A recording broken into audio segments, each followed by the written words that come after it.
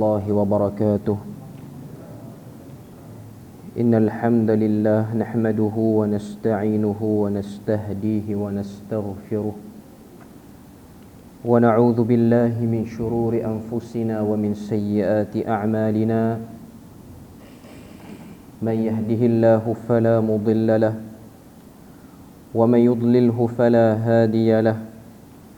أشهد أن لا إله إلا الله وحده لا شريك له وأشهد أن محمدا عبده ورسوله.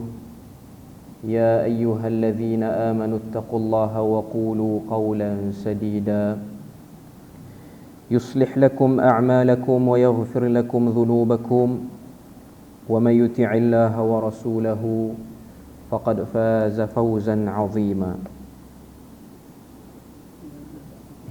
Tak ada, dah habis minggu lepas.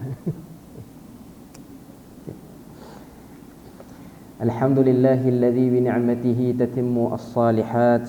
Rabbana atina min ladunka rahmatan wa hayyi' lana min amrina rasyada. Allahumma ati nafsi taqwaha wa zakkiha wa anta khairu man zakkaha anta waliyuha wa maulaha. Alhamdulillah, syukur pada Allah Azza wa Jalla kerana dengan rahmat dan juga limpah kurnia yang Allah Subhanahu wa taala berikan, dapat kita sama-sama berada dan berkumpul dalam majlis ilmu yang mulia pada malam ni. Dan insya-Allah pada malam ni kita akan membahaskan salah satu daripada karya para ulama yang terdahulu, iaitu Al-I'tiqad Al-Imam Asy-Syafi'i rahimahullahu taala, yang ditulis oleh Syekhul Islam Ali bin Ahmad Al-Hakkari rahimahullahu ta'ala, yang mana buku ni alhamdulillah sudah berada pada tangan sebahagian jemaah kita pada malam ni. Tadi saya ada bawa buku lebih kurang 27 buah buku, yang asalnya bilangan ada 20. Lepas tu ada beberapa orang yang mai ambil dekat rumah saya, jadi yang ada 18. Saya call dengan penerbit, kebetulan penerbit ada di sini. Penerbit bukan orang Perlis, tapi dia kahwin dengan orang Perlis, dia ada di sini. Adalah stok lebih kurang 10. Jadi dia bagi dekat saya petang tadi. Dan dah habis, saya bawa masuk masjid tadi dah habis dah. Okey. Maknanya awal-awal tadi dah habis. Dan saya akan tempah lagi lebih kurang 20 untuk kuliah akan datang. Okey. Dan orang kata apa, dia punya harga, kalau kita tengok mana-mana yang ada buku tu lah, harga di belakang tu dia tulis RM36 harga belakang. Okay. Tapi alhamdulillah rezeki bagi ahli jemaah masjid kita ni, ada orang yang nak infak separuh, taklah separuh, berapa persen daripada harga kitab. Okay. Penerbit bagi dekat saya untuk jual kepada jemaah masjid daripada 36 jadi 30. Itu yang penerbit bagi. Okay. Lepas pada tu ada makluman daripada AJK, ada orang infak RM10 di atas 40 naskah yang awal. Jadi yang saya bawa tu belum sempurna 40, baru 27, baru 28. Maknanya 28 orang yang dia habis kitab tu, dia dapatlah potongan daripada 36 jadi 30, daripada 30 jadi 20. Ada orang nak infak. Okay. Jadi ada lagi baki 12 buku yang akan kekal dengan harga 20 tu. 12 lagi buku tu minggu depan. Okay. Tapi tak datang 12 lah, akan datang lebih lagi. Okay. Jadi yang akan dapat potongan cuma 12 tu. Okay. Akan datang ni mungkin datang 20 ataupun 30 buah, saya tak pasti. Cuma saya minta penerbit bawa banyak sikit. Okay. Sebab saya takut jemaah muslimah pun perlukan kitab tu. Okay. Cuma yang lebih pada 12 tu akan dapat dengan harga 30. Okay. Jadi tak ada lah, melainkan orang yang nak infak tu dia nak infak lagi, wallahu alam lah. Okay. Cuma harga buku ni, dia di Perlis ni ada satu kedai buku, Pustaka Nurani ke apa di Seriap tu. Okay. Dia pun jual dengan harga 36. Dia tak jual dengan harga 30. Okay. Jadi untuk jemaah masjid ni, dengan sebab kita kautim dengan penerbit, dapat 30. Okay. Kebetulan lah rezeki untuk kita semua. Okay. Hakikatnya kalau tengok buku ni Ada orang dia akan rasa macam pricey sikit lah, sikit mahal sebab bukunya nipis dan dia punya kulit pun kulit yang bukan hardcover. Tapi melihat kepada syarikat ni, syarikat yang baru, Pustaka Ilmu Salaf ataupun Darul Rakhis ni ialah syarikat yang baru. Satu lagi, semua buku terbitan, hampir semualah buku terbitan dia ni, dia akan buat kaedah dia dui bahasa. Jadi sebelah ada teks Arab, sebelah ada teks bahasa Melayu, terjemahan dia. Belah kanan Arab, yang belah kiri tu bahasa Melayu. Okay. Jadi usaha nak tulis ataupun nak terjemah ni, dia tinggi usaha dia. Dia bukan setakat tulis kitab biasa. Terjemahan seperti ni dia rumit sikit berbanding terjemahan tanpa kekalkan teks Arab. Okay. Sebab dia ada dua-dua ni, jadi kepakaran dan kerja suntingan tu agak tinggi. Okay. Dan dia kekalkan, dia letak bukan teks Arab yang biasa, teks Arab tu sekali dengan baris dia. Dia ada dua jenis. Kadang-kadang dia datang dengan teks Arab yang kosong, tak ada baris. Okay, tapi yang ni memang betul nak memudahkan orang yang nak belajar bahasa Arab ataupun orang yang ada asas bahasa Arab, dia boleh tengok perbandingan antara terjemahan dan juga teks asalnya. Okay.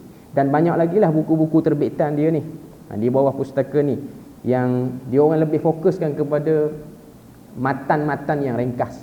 Ini salah satu pada matan yang ringkas lah, untuk memperkenalkan turas. Turas ni maksudnya warisan tulisan ulama yang silam dulu. Okay. Jadi itu sedikit sebanyak tentang kitab. Akan datang insya-Allah kita akan bawa bilangan dia sikit lagi yang ada, dan saya akan cuba usaha untuk bekalkanlah bagi orang yang berminat. Okay. Cuma kalau nak beli sendiri, saya tak jaminlah dengan harga 30 tu.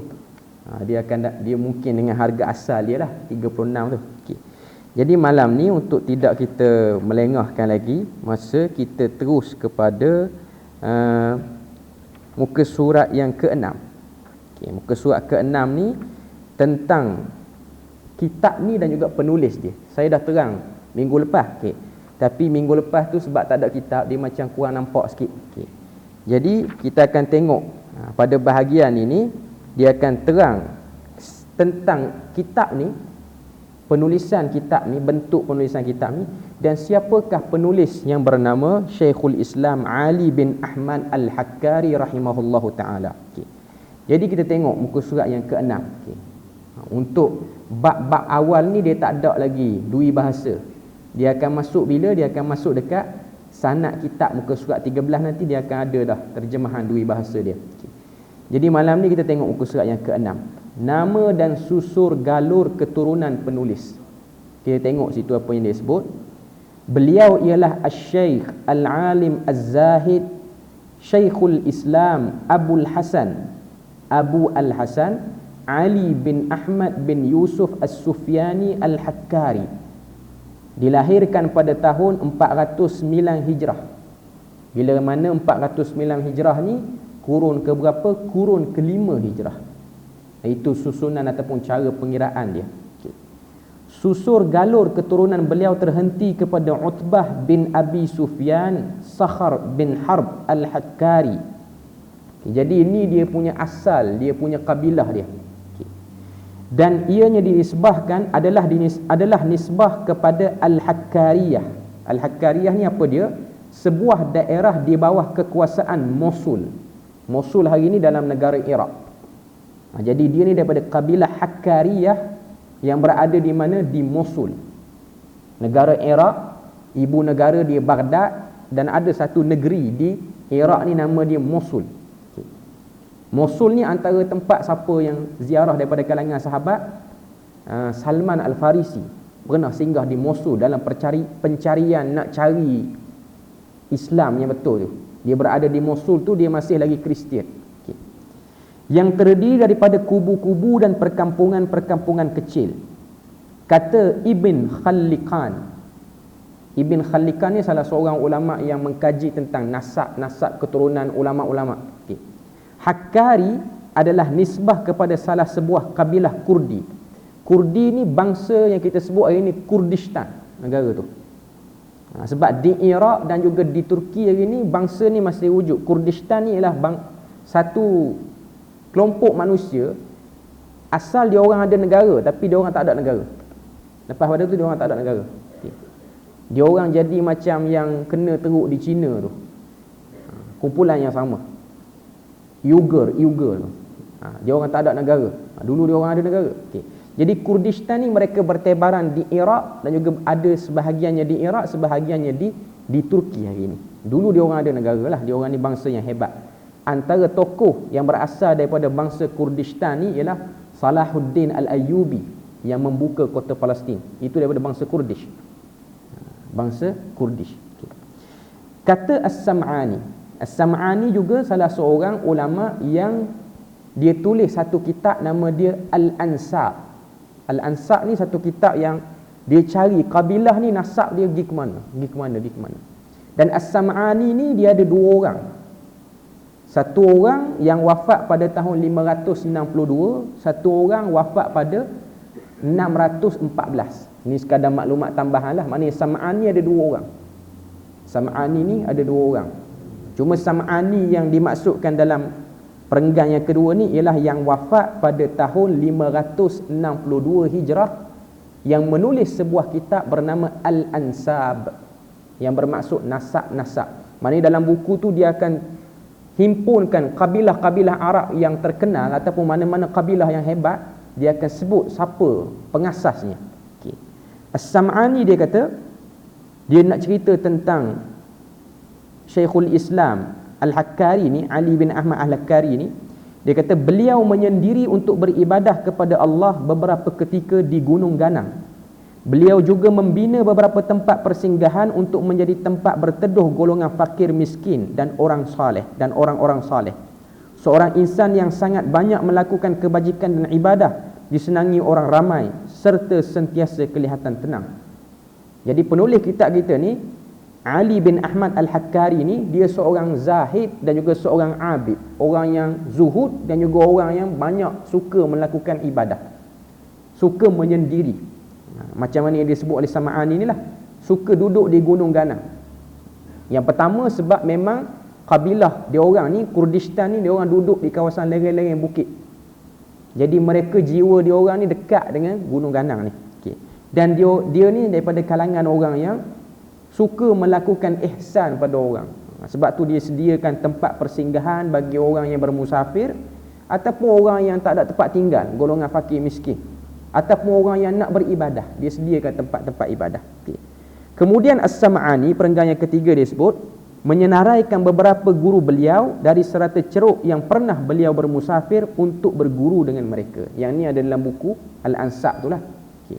Jadi nak sebutnya dia adalah daripada kalangan ulama yang terkenal. Dia terkenal. Okay. Kata Yahya ibn Mandah, ini juga salah seorang tokoh dalam bidang hadis. Beliau datang bertemu kami dan kami dapati beliau seorang ahli salat, ibadah dan ijtihad, termasuk dalam kalangan pembesar kaum Sufiyah. Maknanya dia punya kecenderungan ni lebih kepada Sufi. Dia orang yang suka berzikir, orang yang suka mendekatkan diri kepada Allah Ta'ala, orang yang zuhud lah, maknanya orang yang kehidupannya sederhana, bersahaja, simple life sahaja. Tapi dia seorang alim. Ada juga bahagian-bahagian tentang ijtihad fiqh yang dia tulis, dan ada ulama yang nakalkan pendapat-pendapat dia. Muka surat 7 disebut situ, kata Ibn An-Najjar, beliau mendengar banyak riwayat hadis dan bermusafir deminya, serta menyusun beberapa buah kitab sunnah. Kata Ibn An-Najjar lagi, kebanyakan hadis yang diriwayatkannya adalah gharib dan mungkar. Hadis yang diriwayatkan beliau tidak sama dengan hadis golongan terpercaya ataupun thiqah. Di dalam hadisnya terdapat teks-teks palsu yang diselitkan di dalam sanad-sanad hadis. Okay. Yang ni nak bagi penerangan sikit. Ibn An-Najjar ni ialah satu orang tokoh yang hebat. Dia ni sezamanlah dengan Az-Zahabi, dengan Ibn Kathir, maknanya antara tokoh yang hebat. Okay. Dia sebut kepada kita, Al-Hakkari ni yang tulis kitab yang kita nak baca ni, kitab I'tiqad ataupun Akidah Imam Syafi'i ni, dia ni orang yang suka tulis ataupun suka musafir riwayat hadis, dan dia suka tulis kitab sunnah. Kitab sunnah sini dua maksud. Pertama, kitab sunnah ni maksudnya lah kitab yang menghimpunkan hadis Nabi. Itu yang pertama. Okay. Yang kedua, kitab as-sunnah sini bermaksud kitab berkaitan dengan akidah. Sebab ulama dulu juga menamakan ilmu akidah ni ialah dengan ilmu sunnah. Sebab tu kalau tengok anak murid kepada Imam Asy-Syafi'i, nama dia Imam Al-Muzani, dia ada tulis satu kitab Syarhus Sunnah. Syarhus Sunnah tu maksudnya ialah syarah kepada sunnah, tapi isinya ialah akidah. Jadi nama yang digunakan oleh para ulama ni, walaupun dia guna nama sunnah, kita jangan terbayang dia hanya himpun hadis je. Kadang-kadang dia himpun juga dalam tu isu-isu berkaitan dengan akidah. Dinamakan juga dengan nama As-Sunnah. Okay. Kemudian kata Ibn An-Najjar, masalah yang ada pada Al-Hakkari ni, Ali bin Ahmad Al-Hakkari ni, dia ni hadis yang dia riwayat, hadis yang dia tulis ataupun hadis yang dia sampaikan pada anak muridnya, kebanyakannya gharib dan juga mungkar. Gharib ni maksudnya hadis itu diriwayatkan oleh perawi yang thiqah menyelisihi perawi-perawi thiqah yang lain. Thiqah ni maksud dia apa? Terpercaya. Contoh, satu orang guru ada 10 orang anak murid rapat. Okay. 10 orang ni kita kira ataupun kita panggil sebagai perawi. Tiba-tiba anak murid ni dia riwayatkan sesuatu pada guru. Contoh, guru tu kata, di tempat ni Nabi telah masuk ke lorong kanan.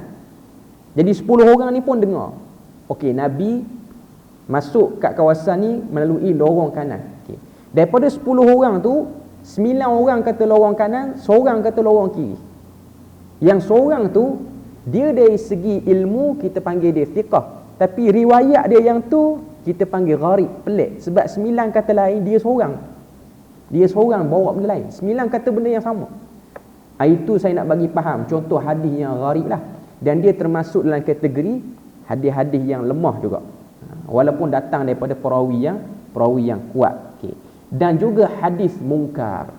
Hadis mungkar ni maksudnya hadis yang mungkar ni maksudnya tidak dikenali dari segi bahasa, tapi dari segi kategori dia termasuk kategori hadis-hadis yang dhaif juga. Okay. Hadis yang diriwayatkan beliau tidak sama dengan hadis golongan terpercaya. Maknanya orang-orang lain yang lebih baik hafalan hadisnya tidak riwayat macam yang dia riwayat. Okay. Cuma nak beritahu pada kita sini, Ali bin Ahmad Al-Hakkari ni dalam ilmu hadis dia dihukum sebagai saduq. Saduq ni maksud dia apa? Benar. Dia tak palsu hadis. Cuma kadang-kadang dia ambil hadis itu baru tahu hadis itu palsu. Dia beza dengan pemalsu hadis.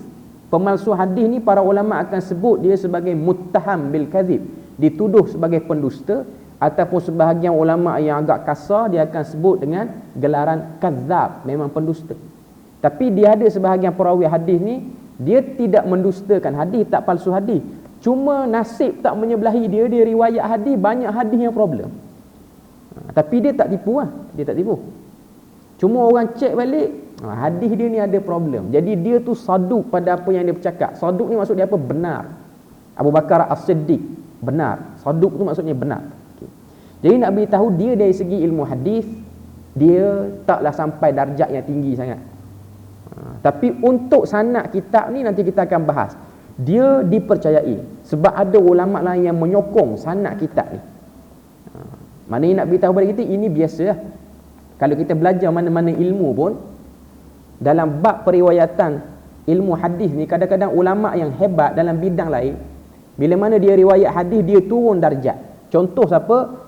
Asim. Kita baca Quran kan, riwayat yang kita baca Quran ni Hafs an Asim, qiraat kita. Asim ni guru hebat dalam bidang qiraat, tapi dalam bidang hadis dia tak hebat macam bidang qiraat. Setiap orang dia ada kelebihan dan kekurangan dia.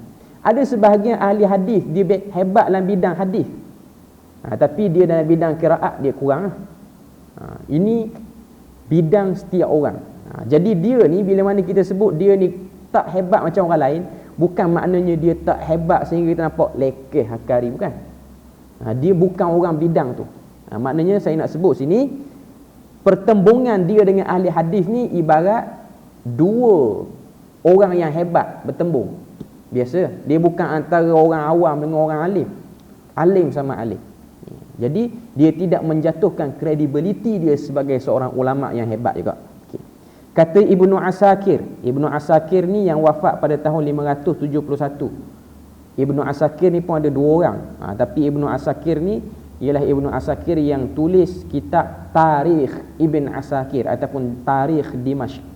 Dia kata Abu Abdullah bin Al-Banna ada memberitahu kami tentang beliau, namun aku tidak pula meriwayatkan sebarang hadis daripada beliau. Beliau juga bukanlah seorang yang dinilai sebagai thiqah.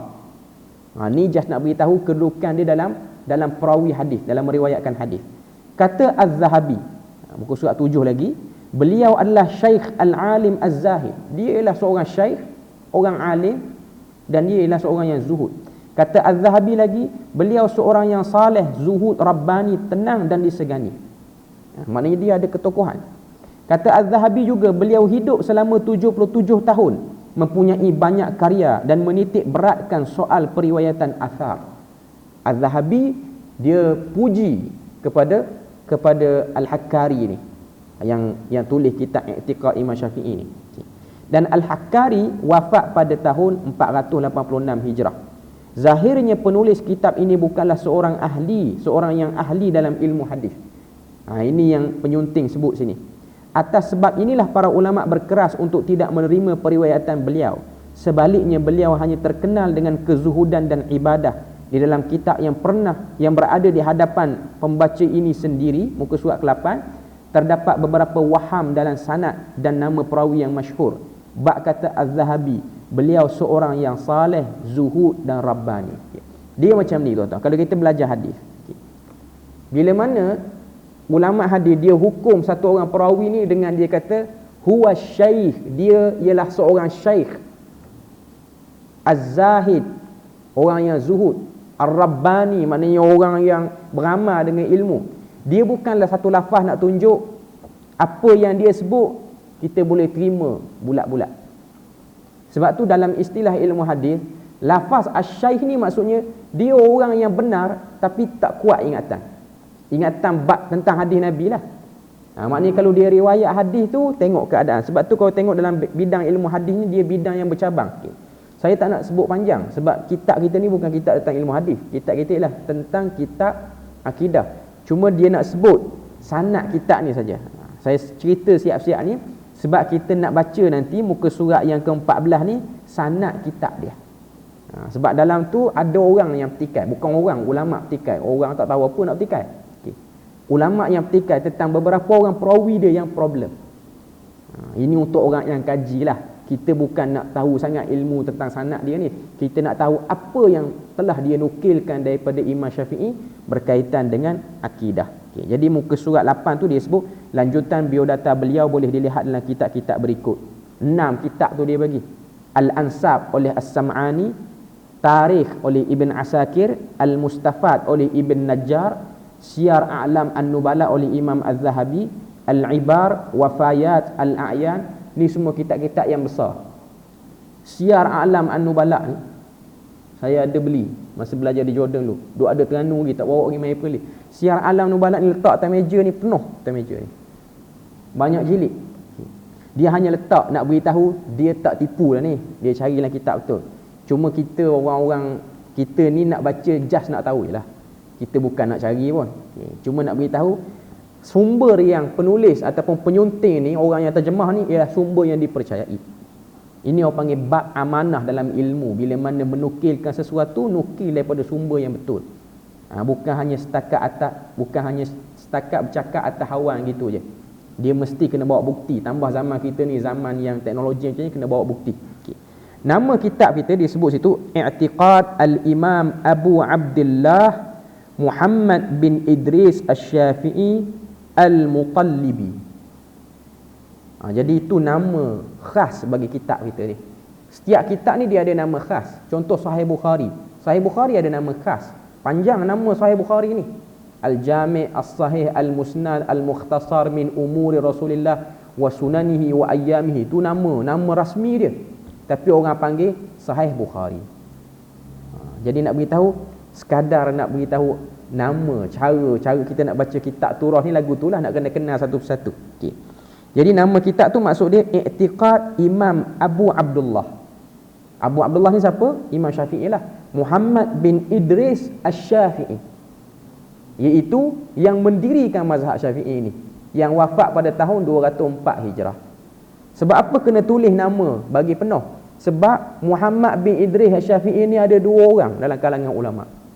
Seorang yang kita kenal Asy-Syafi'i, seorang lagi tokoh dalam bidang hadis, iaitu Muhammad bin Idris Ar-Razi, atau orang panggil dia dengan nama Abu Hatim Ar-Razi. Dia lewat sikit pada Imam Syafi'i, tapi dia hebat bidang hadis. Jadi kalau orang tanya kita, Muhammad bin Idris ni Syafi'i seorang ke? Bukan. Ada lagi orang lain nama sama.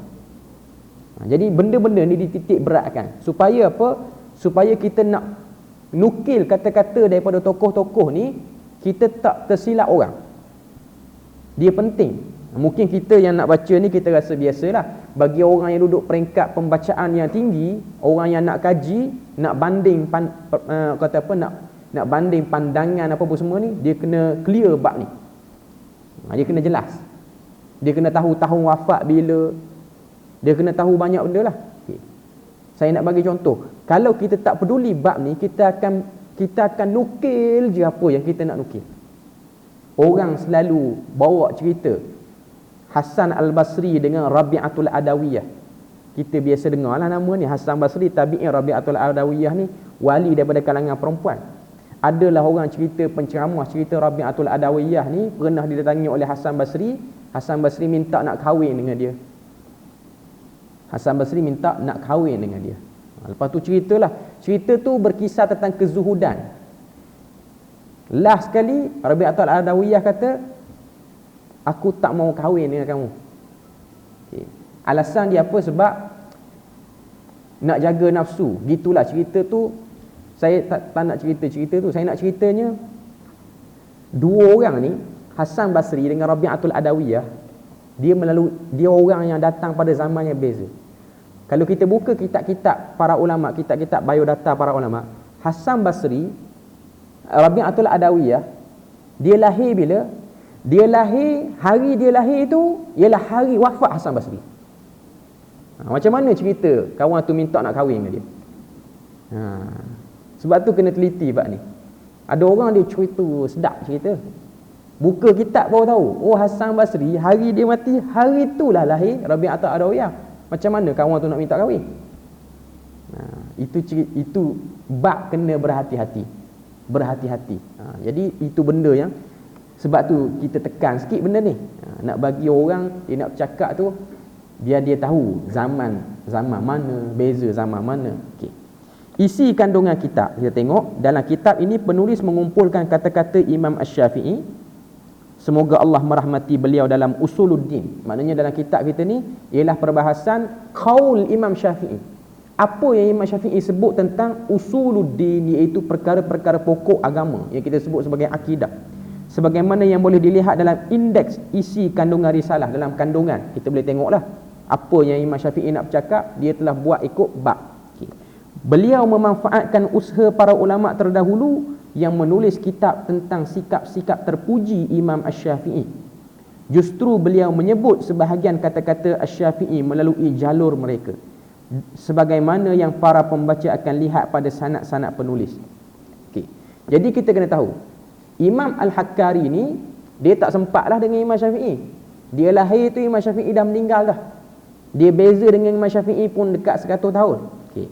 Cuma dia ni mengambil satu tanggungjawab berkhidmat pada imam yang hebat ni, Imam Syafi'i ni. Dia tulis, dia nukilkan qaul Imam Syafi'i berkaitan dengan akidah. Sebab orang biasa kenal Imam Syafi'i ni dengan fiqhnya. Orang tak kenal dia daripada bab lain. Melainkan orang kenal Imam Syafi'i ni usul fiqh. Akidah tak banyak sangat. Qaul Imam Syafi'i tentang akidah tak banyak sangat. Okay. Jadi dia ambil tanggungjawab untuk dia tulis. Okay. Manuskrip kitab tu tak perlu baca kot. Manuskrip kitab ni maknanya untuk orang yang nak kaji, dia kena tahulah ada kat mana manuskrip kitab ni. Manuskrip ni maksudnya tulisan asal, tulisan tangan Imam Al-Hakkari ni simpan kat mana. Banyak tempat di dunia ni. Di Uzbekistan antara pustaka yang simpan banyak tulisan ulama lama. Di London pun ada, di Arab Saudi ada. Cuma yang kitab kita ni diambil di mana? Diambil di Maktabah Al-Arabiyah di Jerusalem, Palestin. Ni antara tempat-tempat yang simpan. Ni bagi orang yang kaji, buat master PhD bahagian tahqiq kitab ni, dia kena tahulah benda lagu ni. Okey.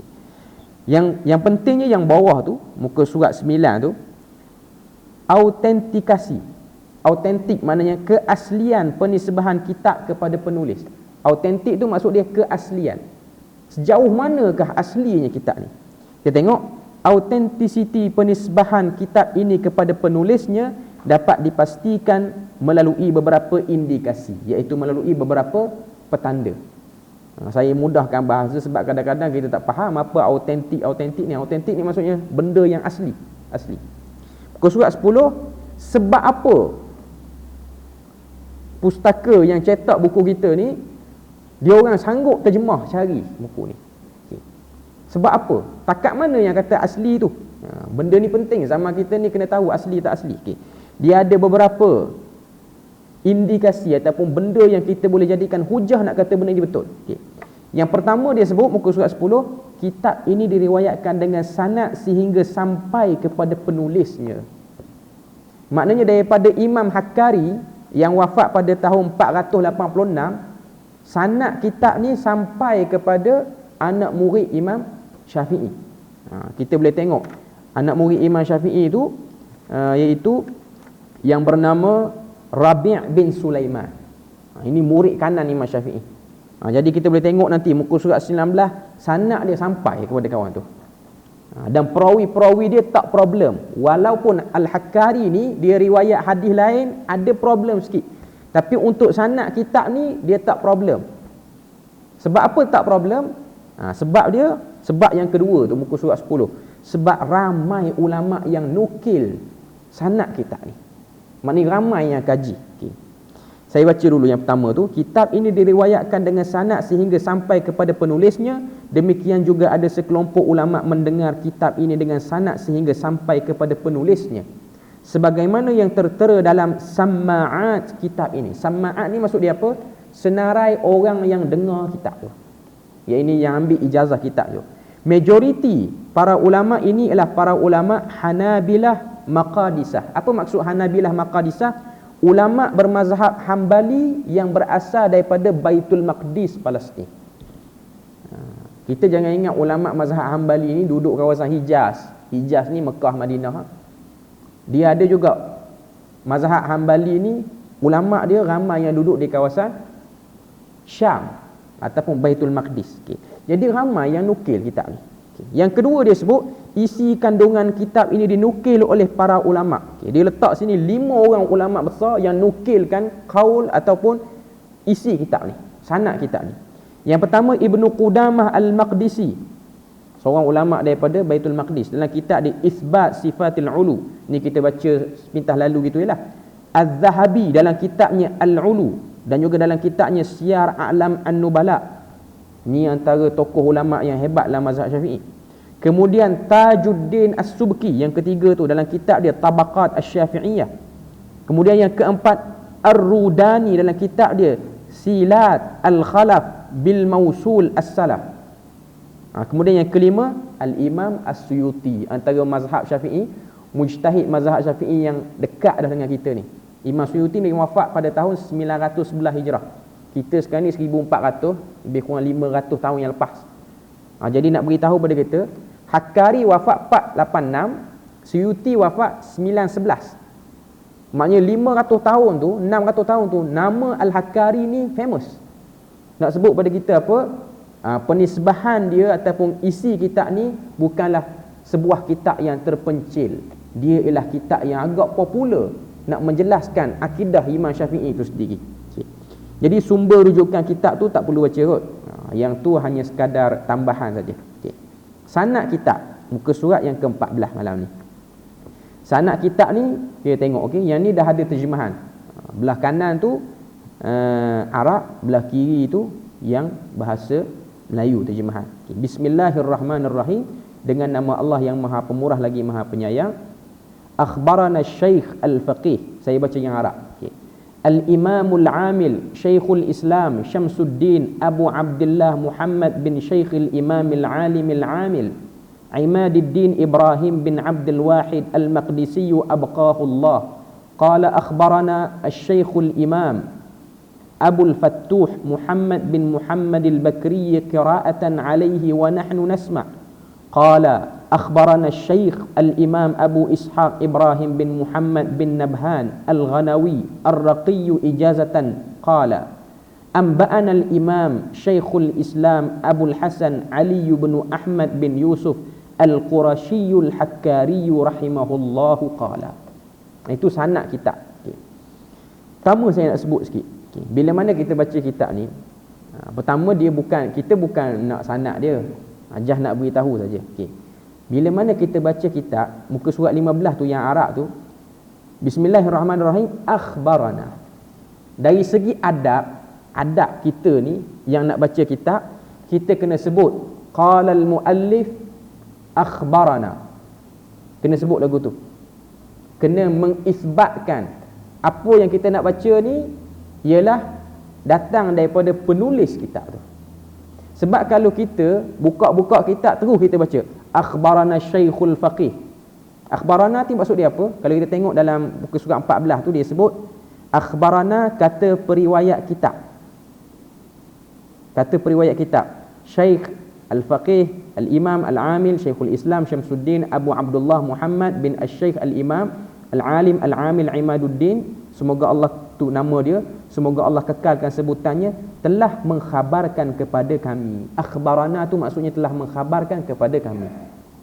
Dia memang terjemahan dan yang dalam bahasa Melayu ni dia tak terjemahan harfiah, dia dah sesuaikan dengan konteks. Jadi kalau orang yang pandai bahasa Arab, dia akan nampak kat situ. Akhbarana tu maksudnya telah mengkhabarkan kepada kami. Kita yang belajar hadis ni, kita orang yang belajar hadis, dia akan sebut qala akhbarana. Dia tak akan terjah masuk akhbarana terus. Saya mula-mula belajar talaki dengan para ulama yang ada ni, kita budak lagi waktu tu. Masuk kelas terus baca akhbarana. Syekh tu tanya, bila kamu jumpa syekh tu? Sebab akhbarana ni maksudnya kita pergi jumpa kawan tu, dengar dari segi ilmu hadis. Kena kata qala al-muallif, berkata pengarang telah mengkhabarkan pada kami, bukan kita pergi dengar tu. Dia bukanlah salah, cuma nak sebutnya kalau baca lagu tu tahu tak belajar hadis tu. Dia petanda. Setiap perkataan akhbarana walaupun tidak ada qala di hadapan, kita kena sebut qala, sebab bukan kita yang pergi jumpa ulama-ulama nama-nama ni. Kita nisbah saja. Ini dari segi adab je lah. Tak lebih daripada tu. Dia taklah jadi wajib sampai berdosa pun kalau kita tak buat. Cuma nak beritahu pada kita, ini bab adab bila mana kita membaca kitab turah. Jadi itu dalam senarai ni muka surat 14 ni, nama-nama anak murid Al-Hakkari. Yang last kali tu kalau you tengok dari ana, muka surat 14 tu kalau you tengok yang teks bahasa Arab tu, baris yang kedua daripada bawah, qala ana al-imam Syekhul Islam. Ada orang dia baca qala ana al-imam. Perkataan ana tu ialah ringkasan daripada perkataan amba'ana. Amba'ana ni maksudnya telah mengkhabarkan pada kami. Kalau kita baca hadis, dia akan ada ana ataupun thana. Ada orang dia ni kayu sikitlah dia baca gitu tu kan. Dia tak tahu itu ialah short form kepada akhbarana ataupun haddathana ataupun amba'ana.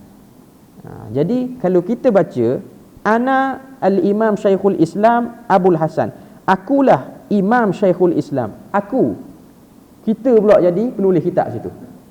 Jadi kena tahu sikitlah dari segi sanad baca. Tapi kita kuliah sini ni bukanlah kita kuliah nak talaki ataupun nak bagi ada sanad sampai ke penulis, bukan. Just nak beritahu sikit-sikit lah. Kalau kita belajar dengan syekh-syekh yang kata apa, masyayikh yang menjaga benda ni, dia akan jagalah bahagian ni. Tapi kita ni, kita lebih pada nak baca. Kemudian bab seterusnya muka surat yang ke-18 dalam bahagian pujian Imam Asy-Syafi'i. Sekarang ni kita nak masuk isi kitab. Kita tengok muka surat yang ke-18 dan 19 tu. Saya baca yang Arab. Qala haddatsana Abu Nasr Ahmad bin Mahdi bin Sulaiman Al-Maqri. Lepas tu kalau orang yang tengok muka surat 19 tu, na Abu Nasrin. Na situ maksud dia haddatsana juga ataupun amba'ana pun boleh. Haddatsana Abu Nasrin Abdul Wahhab bin Abdullah Al-Muri bi Dimashq. Patun na lagi tu, na Al-Qadhi. Tetap kena baca qala haddathana wa bihi qala haddathana al-qadi Abul Qasim Yusuf bin Al-Qasim Al-Miyanji bi Dimashq qala qara'tu 'ala Al-Husain bin Muhammad bin Al-Ma'mun wa Abi Bakr Al-Humaidi wa Ahmad bin Ali qultu haddathakum Ar-Rabi' bin Sulaiman. Saya nak suruh tanda situ je. Ar-Rabi' bin Sulaiman tu siapa? Murid Imam Syafi'i. Kita boleh buat kurungan situ, inilah anak murid pada Imam Syafi'i. Muka surat 19 tu Rabi' bin Sulaiman. Haddathakum Ar-Rabi'. Nama orang tu, dia tu siapa? Dia tu ialah murid pada Imam Syafi'i yang telah meriwayatkan kitab Imam Syafi'i.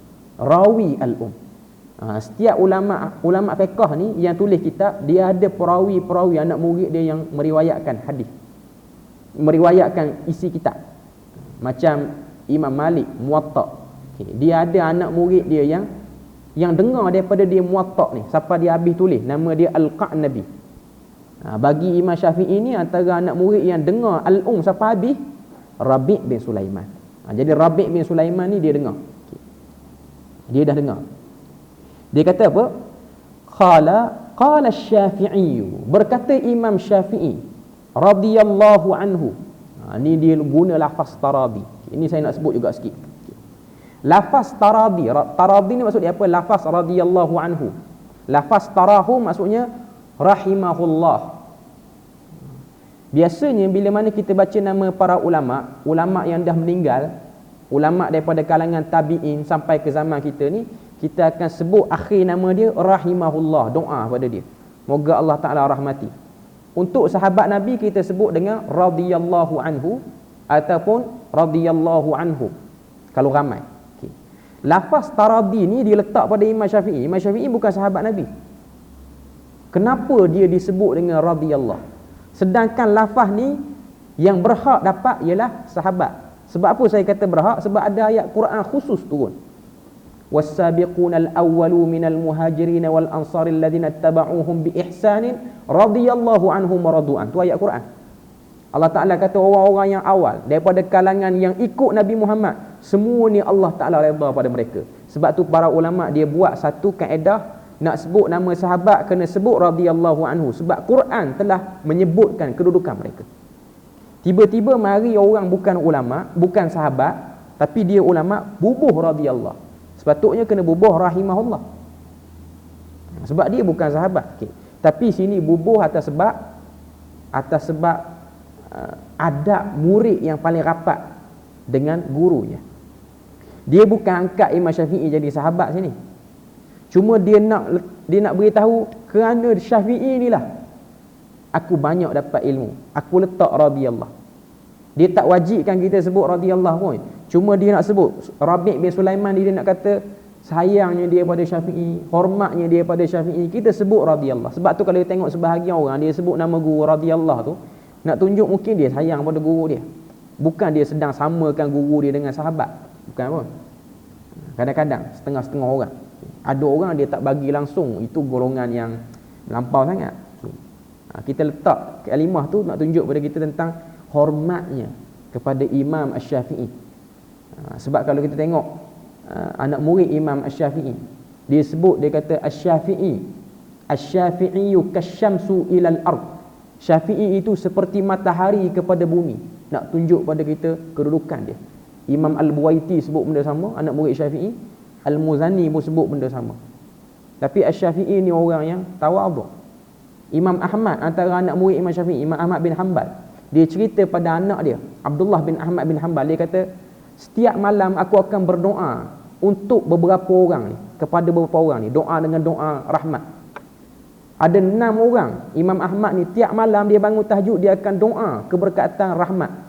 Dia cerita pada anak dia, salah seorang di antaranya ialah Al-Imam Asy-Syafi'i. Aku doa nak tunjuk pada kita bahawasanya kedudukan guru tu, kita boleh nak berdoa. Ini tak masuk dalam bab gulu kepada orang alim, bukan. Ini sekadar pengharapan kita, sebab kita rasa dia banyak bagi kepada kita sesuatu. Imam Syafi'i pernah sebut kepada Imam Abu Hanifah, dia kata an-nasu iyalun lil Imam Abi Hanifah al-muslimin. Semua orang Islam ni berhutang dengan Abu Hanifah. Kerana Abu Hanifah lah kita boleh tengok mazhab ni berkembang luas. Sebab tu antara 4 mazhab Abu Hanifah yang paling awal, yang kedua mazhab Imam Maliki, yang ketiga mazhab Syafi'i, yang keempat mazhab Hanbal. Ini ikut turutan lah. Hanafi, Maliki, Syafi'i, Hanbali. 4 ni. Antara 4 mazhab ni, saya dapat maklumat pada guru-guru kita zaman kita belajar dulu. Keempat mazhab ni antara mazhab yang paling complicated, rumit nak belajar, ialah mazhab Abu Hanifah. Sebab dia banyak cabang. Terlalu banyak cabang. Dan antara masyarakat yang paling banyak berpegang dengan mazhab ni, kalau kita tengok di dunia ni, orang Islam hampir majoriti bermazhab Abu Hanifah. Terutama benua India, ramai mazhab Abu Hanifah. Hatta India yang duduk Malaysia pun ada yang kuat dengan Abu Hanifah. Perlis ni pun ada satu tempat dia pegang dengan Hanafi dia, Sirajul Munir. Saya tahu tu sebab dia orang minta pada Jabatan Mufti untuk kekalkan beberapa pendapat Hanafi dia, walaupun dia berada di negeri ni. Walaupun negeri ni dia amalkan luas lah sikit dalam bab mazhab, cuma dia minat dengan mazhab Abu Hanifah. Dia kuat. Sebab tu saya ingat guru saya, Syekh Masyhur Hasan Al-Salman, dia masih hidup lagi. Dia kata siapa-siapa yang belajar mazhab Abu Hanifah selama 40 tahun dan dia mengaku dia faham, tipu orang tu. Dia tak boleh faham lagi. Sebab mazhab tu terlalu rumit dan complicated. Bukanlah nak beritahu orang tu menipu, tak betul. Maknanya nak beritahu kalau dia boleh dabik dada dia faham, sebenarnya ada bahagian dia tak faham kalau cek balik. Dan antara mazhab yang paling mudah dan ringkas ialah mazhab Asy-Syafi'i. Ringkas. Sebab tu orang yang belajar mazhab Syafi'i 4 tahun dia boleh kuasai banyak usul mazhab. Guru saya dia sebut, siapa belajar mazhab Abu Hanifah selama 40 tahun mengaku pandai, bohong. Siapa belajar mazhab Syafi'i 4 tahun kata tak reti, dia bodoh. Dia sebut lagu tu. Sebab mazhab Syafi'i ni dia mudah. Tapi kata-kata dia tu just nak bagi semangat tasjid pada budak-budak yang belajar. Ya, nak beritahu pada kita mazhab Syafi'i ni lebih mudah nak faham. Cuma Imam Syafi'i dia sebut an-nasu iyalun lil Imam Abi Hanifah. Semua kita ni berhutang dengan Abu Hanifah sebab dia antara yang buat kaedah fiqh yang banyak. Sebab kalau tengok di Malaysia, banyak produk-produk keuangan dalam bank kita guna mazhab Abu Hanifah. Sebab memang mazhab tu saja yang ada dan sesuai dengan zaman ni. Walaupun zaman Abu Hanifah ni tak ada lagi niaga online. Tapi sah dan batalnya perniagaan online tu kita ambil daripada pendapat mana? Abu Hanifah. Kalau kita nak pegang pendapat Syafi'i dalam bab online, dia agak ketat sikit. Maknanya kita beli barang Shopee, Lazada tu dari segi sah, tidak sah di sisi mazhab Syafi'i, dia ada kriteria yang agak ketat sikit. Sama juga kalau kita tengok di negara kita ni, ada setengah orang dia buat sesuatu, dia nak deposit. Di sisi Imam Syafi'i, bai'ul urbun. Urbun ni ialah minta cengkeram dulu. Minta duit cengkeram. Benda tu tidak sah. Jual beli tidak sah.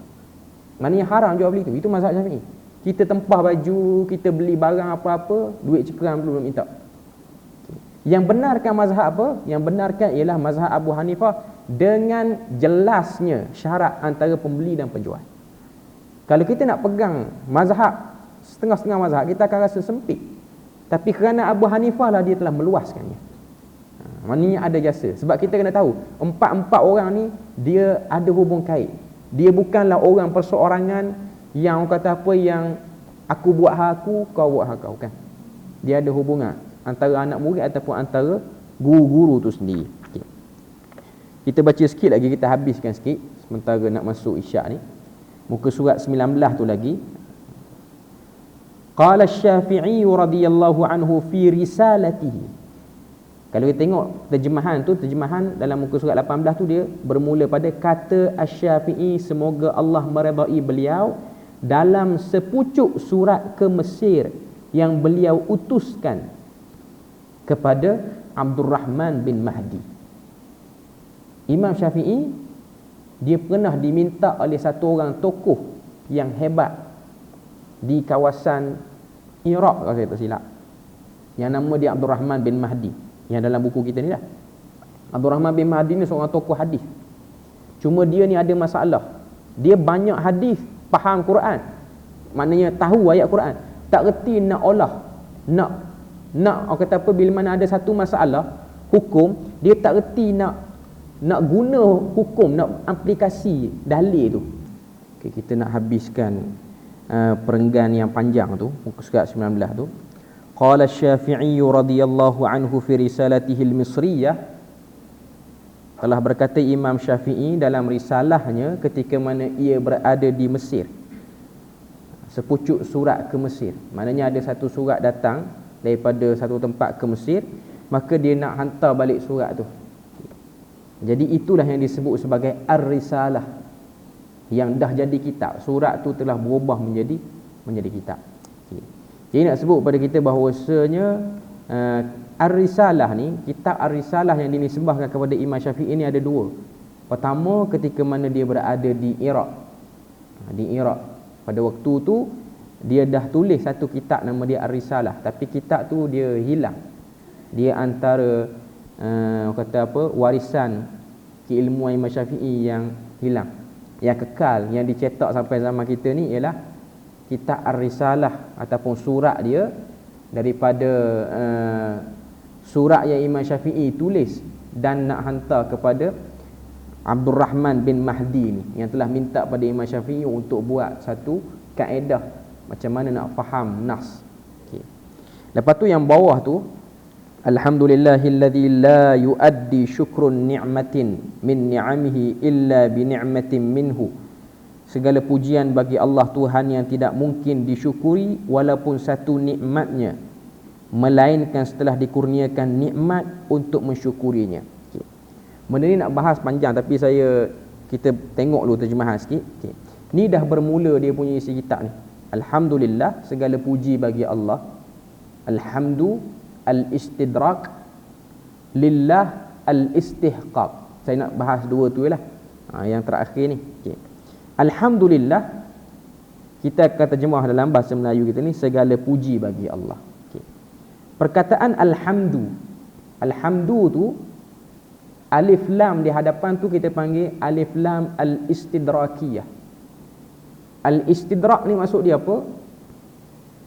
Satu benda tu bila mana kita sebut, sini kita sebut apa? Puji. Segala puji.